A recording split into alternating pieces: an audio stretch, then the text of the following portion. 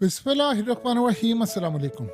कल सारी नज़रें थी तुर्की पर और ये सोचा जा रहा था कि अर्दोगान या बाकी सारे जो ख़ास तौर पर तुर्किश अमेरिकन की खोपड़ी उड़ाई गई है इजरायली फ़ौज की जानिब से, उस खातून के बारे में पूरी तरह कैंपेन चली। तुर्की ने कहा कि ये सीधा सीधा कत्ल किया गया है, लेकिन उसके अलावा आप अंदाज़ा करें इसराइल ने किया क्या कि इस सारी सूरत हाल में उनके घर वालों को पता है कि यहाँ से कोई इंसाफ नहीं मिलने वाला और वो शदीद गुस्से में थे। इस सूरत हाल में इसराइल ने किया ये कि उन्होंने लिबनान में जाकर कल स्ट्राइक किया और वहाँ पर कुछ इलाकों पर उन्होंने बमबारी की। अब सीन ये हुआ है कि वहां पर जब वो बमबारी कर रहे थे तो उन्होंने बिल्कुल ध्यान हटाने की कोशिश की। अब लेकिन मसला यहाँ पर ये है कि इस दफा जो लड़ाई उनके साथ हो रही है उनको भी भरपूर जवाब दिया जाता है।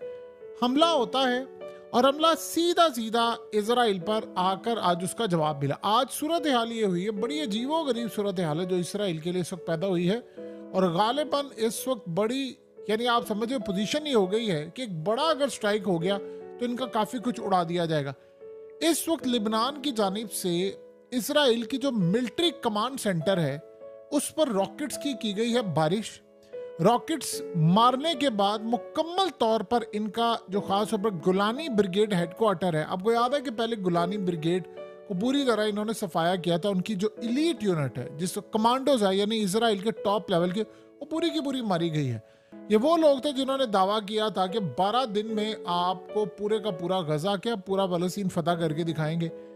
अब सीन यहां पर ये होता है, गुलानी ब्रिगेड हेडक्वार्टर्स पर हमला होता है और इजराइल का मिलिट्री कमांड सेंटर इसको उड़ा दिया जाता है। आप सोचें फौज का कमांड सेंटर हो, रॉकेट्स आकर लग रहे हैं और वो रोक ही नहीं पा रहा। अब सूरत हाल बड़ी अजीबो गरीब है कि इस अगर यानी जब वो मारते हैं नुकसान होता है, अगर यहां पर आकर उन्होंने बड़ा स्ट्राइक कर दिया, वो वाले रॉकेट्स और मिसाइल इस्तेमाल कर लिए कि जिसका वॉल्यूम नुकसान का बहुत ज्यादा है, तो आप सोचें कि पूरे के पूरे एरिया में ये फैल जाएगा। अब सबसे बढ़कर बात यह है कि इसराइल के मीडिया समेत इंटरनेशनल मीडिया को नॉर्थ की साइड पर जाने की कतई इजाजत नहीं है। वहां पर इतना ज्यादा डैमेज हो चुका है, इतना ज्यादा डैमेज हो चुका है कि सिर्फ अगस्त की बात करें तो कई हजार रॉकेट्स मारे गए हैं और इसराइल का वहां पर इतना नुकसान है कि आज भी वहां पर कई घर तबाह कर दिए गए हैं और वहां ना मीडिया को जाने की इजाजत है, ना वहां के जो रेजिडेंट्स हैं उनको मीडिया से बात करने की इजाजत है।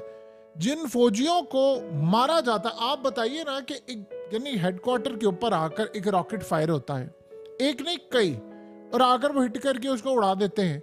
तो आपने कसम खाई हुई है कि पिछले एक साल में आपने दो ही बयानात देने, या तो ये कहना है कि जी वो रॉकेट जाकर खाली जगह पर गिरा या हेडक्वार्टर में जब भी लगा या जहां पर भी लगा तो उस वक्त हमारे बंदे मौजूद नहीं थे और किसी को नुकसान नहीं हुआ, या आपने कहना है कि जी दो हमारे जख्मी हुए हैं और वो मामूली थे, अब वो ठीक है, उनका इलाज चल रहा है। ये असल में इसराइल की है रट्टी रटाई स्टेटमेंट।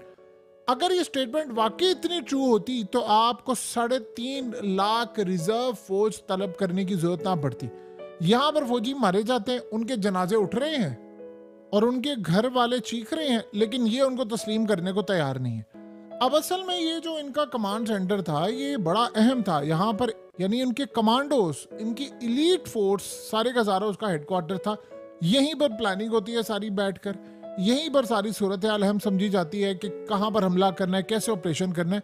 गुलानी ब्रिगेड का हेडक्वार्टर उन्होंने उड़ा दिया जो इसराइल की इलीट फोर्स थी। और कितना नुकसान हुआ है जाहिर सी बात है, दूर से उन्होंने जितना कैप्चर कर सकते थे वो तो हमेशा बताते हैं, लेकिन अंदर तक ना मीडिया को जाने की इजाजत होती है ना कोई करने की इजाजत है। लेकिन एक बात तय हो गई है कि इसराइल की फौज का मोराल इतना गिर चुका है, इतना गिर चुका है कि आप सोचें कि इस वक्त हालत ये हो चुकी है कि उनका आर्मी चीफ जाता है कल, और कल जाकर वहां पर नौजवान जो नए भर्ती किए रिसेंटली पास आउट हुए थे उनको लेकर गया और उनको कह रहा है कि आपने अब हिजबुल्लाह के साथ लड़ाई करनी है क्योंकि इनकी टॉप लेवल की क्यादत तो मारी गई है। अब वो लड़ाई उनको करवा रहा है, उनके सामने रख रहा है जो ऑलरेडी इतने ताकतवर हैं, और ये जो मुकाबला होने जा रहा है आप उसका अंदाजा लगा सकते हैं कि किस लेवल का मुकाबला है। यानी उनका क्या जब रिटेलिएशन होगी या जब लेवल होगा वो आप खुद ही अंदाजा लगा सकते हैं कि सूरत हाल क्या है। आप सोचे इसराइल ने जब ये मार दिया तुर्किश एक्टिविस्ट को जो अमेरिकन भी थी, अमेरिका का आपने क्या रिएक्शन देखा? व्हाइट हाउस ने क्या इस पर बात की? उन पर प्रेशर है, लेकिन जब इजराइल की बारी आती है तो ये सारे चुप हो जाते हैं। अब आप सोचें कि इतने ज्यादा जब इनका हेडक्वार्टर उड़ा दिया गया, चीजें तबाह कर दी गई, तो उन्होंने क्या बयान दिया? कहते जी 30 रॉकेट मारे हैं लेबनान ने, जो जाकर इसराइल के ओपन एरियाज में गिरे हैं। नुकसान नहीं हमें हुआ, लेकिन ये तशवीशनाक बात है कि हमारा सिस्टम नाकाम हो गया है। आप अंदाजा करें कि इस वक्त सबसे बढ़कर बात यह है, ये दुनिया को बता नहीं रहे, ये जो इजरायली हैं उन्होंने बताया है कि हमारे बच्चे जो स्कूलों में जा रहे हैं वो खौफ का शिकार है, एंजाइटी का शिकार है। आप दुनिया को ये नहीं बता रहे। यहाँ से आप अंदाजा कर लें कि यानी ये 57 इस्लामिक ममालिक जो हैं वो, उनकी अहमियत इस वक्त कितनी बढ़ गई है कि अगर इस सारी सूरत हाल में कोई मुकाबला करे, इनसे इनका डिफेंस सिस्टम अब वीक हो गया है, ये रोक नहीं पाते। अभी तक देखिए लेबनान को इस बात का पता है, ये छोटे छोटे, अब आप सोचेंगे ये छोटे छोटे रॉकेट्स मारते हैं या ये थोड़े से मारते जिससे नुकसान इनका होता हो, इसमें कोई दो राय नहीं। जिस दिन उन्होंने को बड़ा बैलिस्टिक मिसाइल मार दिया या उन्होंने को बड़ी रेंज के मिसाइल मार दिया, हाइपरसोनिक मिसाइल मार दिया, ये तो रोक ही नहीं पाएंगे। यानी आप अंदाजा कर लें कितना इनका डिफेंस सिस्टम वीक हो चुका है कि अब इनके हाथ में कोई गेम नहीं रही।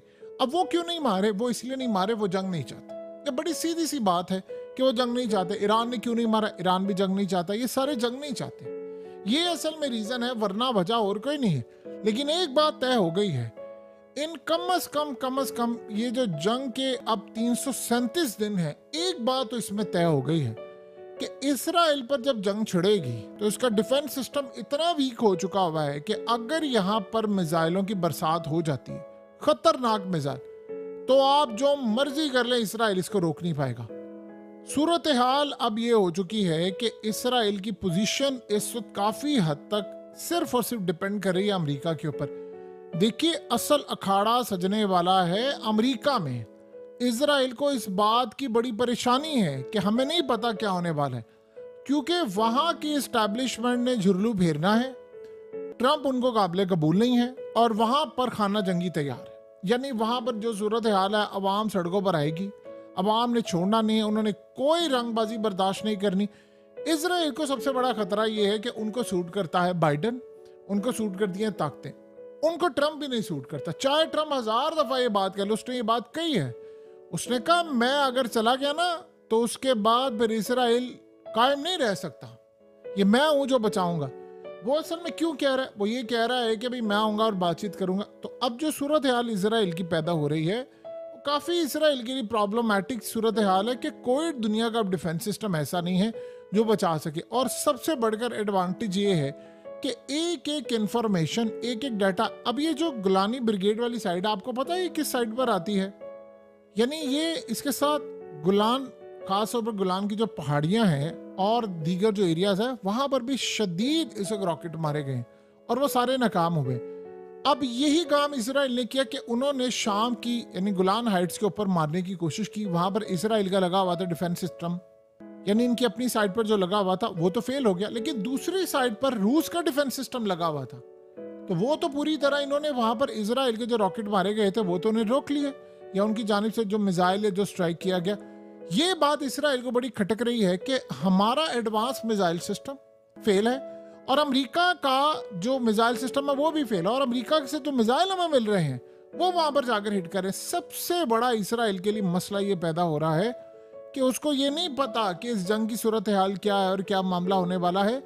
ये सबसे ज्यादा उसको खतरनाक, नवंबर जैसे जैसे आ रहा है, इन सब की टांगे कांप रही है। ये खाली इधर नहीं, पूरा रीजन इंतजार कर रहा है अमेरिका के इलेक्शन का, और पूरा वर्ल्ड चाह रहा है कि ट्रंप आए और आकर इसको लीड करे, क्योंकि ये तो आएंगे तो इन्होंने तो आकर जंग छेड़नी, लेकिन इसराइल को ट्रंप काबिल कबूल नहीं है, अमेरिका की एस्टैब्लिशमेंट को काबिल कबूल नहीं है।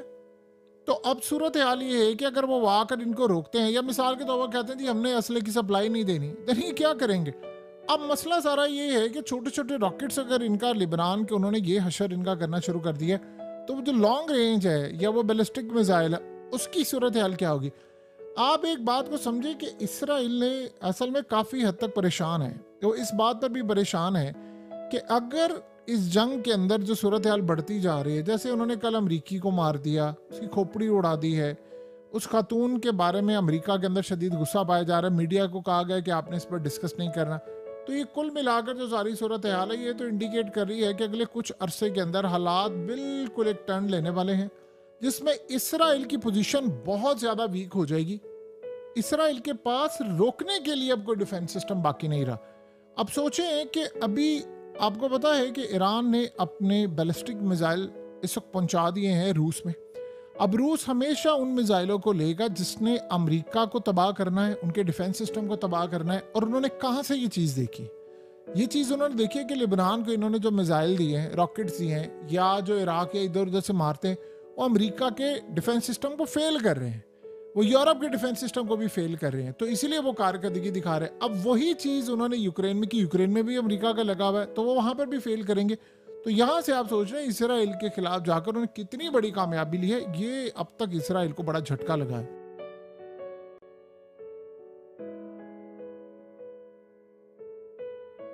हकीकत टीवी को सब्सक्राइब करना मत भूलें, वीडियो को लाइक करें, शेयर करें और कमेंट सेक्शन में अपनी राय का इजहार ज़रूर करें।